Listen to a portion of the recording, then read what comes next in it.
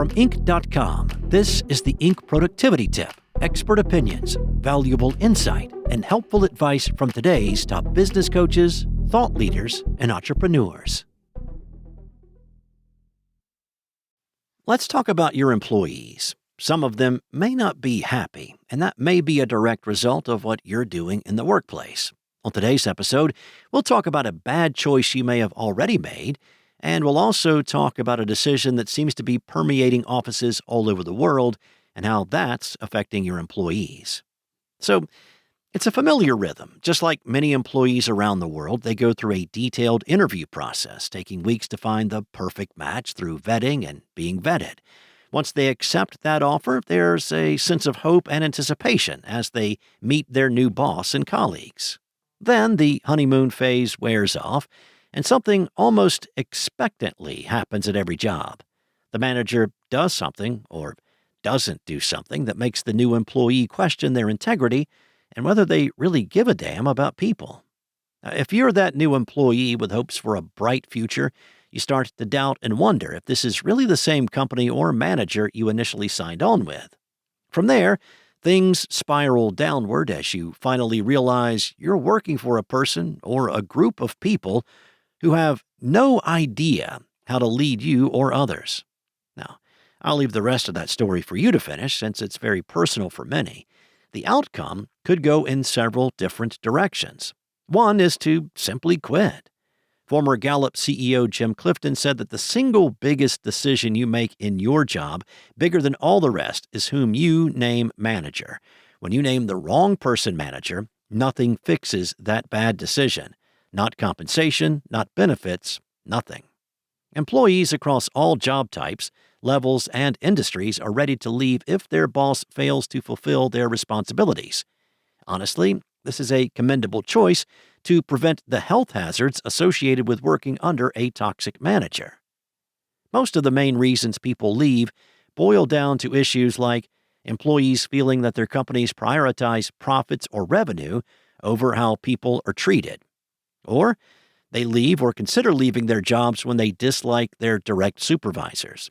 They also leave or consider leaving because they believe their employers don't recruit or keep high-performing workers. Their companies currently lack sufficient growth opportunities to sustain them in the long term. Or they would be more satisfied if employers better utilized their skills and abilities. And as you can see, managers have direct influence over every one of those causes for quitting. So, what gives?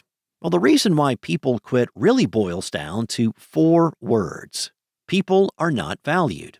When employees are not respected or valued as workers and human beings, when they are not well served or developed as individuals and professionals, when obstacles are not removed from their paths so they can perform effectively, and when their voices are not heard or are ignored, they experience disengagement as early as a few weeks into a new job. And when that begins to happen and doesn't change over time, you've lost them from the neck up. Once employees are no longer intellectually or emotionally committed to their work and have checked out, you can bet your bottom line that they will be updating their resumes. Now, another thing that may be affecting your employees is the inundation of AI in the workplace. A new report suggests that instead of promoting productivity, its presence may actually be distracting workers. A new survey by the tech recruiting firm Howdy.com found that the integration of AI into the workplace is accelerating the burnout of white-collar workers. To conduct the analysis, the company surveyed almost 1,000 knowledge workers across different sectors to see just how often they're using AI tools and how much work is actually getting done. While every leader wants to make work easier for their company, they may be inadvertently creating a new problem altogether. This phenomenon is often referred to as tool sprawl, the unchecked growth of software being implemented into the workplace without consolidating existing systems. Now, this often leaves employees juggling between tools that often serve the same purpose. The survey found that on average, employees are spending only 45% of their workday on productive tasks. Frank Lucia, the co-founder and chief technology officer of Howdy, told Inc. that the gap between the perceived power and ease of deployment and the actual implementation and maintenance of an AI system, well, that gap is so stressful. In recent years, companies introduced AI into the workplace with the expectation of increasing productivity. They thought that their employees would no longer have to deal with time-eating tasks like scheduling and summarizing calls. But Howdy found the exact opposite was happening. Workers use an average of 2 AI tools on a regular basis, many of which are centered around project management. 1 in 6 workers said that they were spending more time tracking their work than actually working. Allison Hadley, the lead researcher in the survey, told Inc. a lot of tools are becoming almost counterproductive in how they're being implemented in the workplace. Lucia said that a lot of tool sprawl may be caused by the fear of missing out. Executives fear that they will be late to the next big thing and end up hurting their company's gains.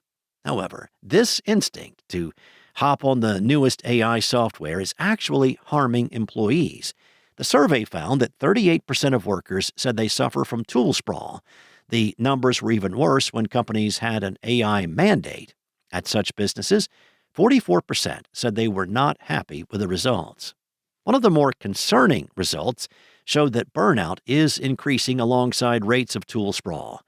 The survey found that those who had AI mandates in their offices had a 46% rate of burnout. In comparison, opt-in users still reported experiencing burnout at a staggering 43% rate. The study did not note an indication that the two are related, however. So, do leaders understand the gap? Well, the survey's findings point to a bigger challenge that companies face as they race to adopt AI tools: the expectation gap. This disparity, according to Lucia, is between what is actually achievable with an added tool and what simply is not possible. It's not going to be a flip a switch and AI solves it all, and that gap between the perceived power and ease of deployment and the actual implementation and maintenance of even an AI system, Lucia says that gap is so stressful and people are feeling it. At the end of the day, the problem is not the existence of AI tools, but their unchecked accretion. It will take leaders understanding why the gap exists and pausing before including new tools into their workplaces to prevent tool sprawl from eroding the productivity gains once promised. That's all for today. This episode featured expert opinions by Marcel Schwantes and Lucia Auerbach. For more expert opinions from today's top business coaches and thought leaders, go to Inc.com. Be sure to come back on Thursday for another helpful tip from Inc.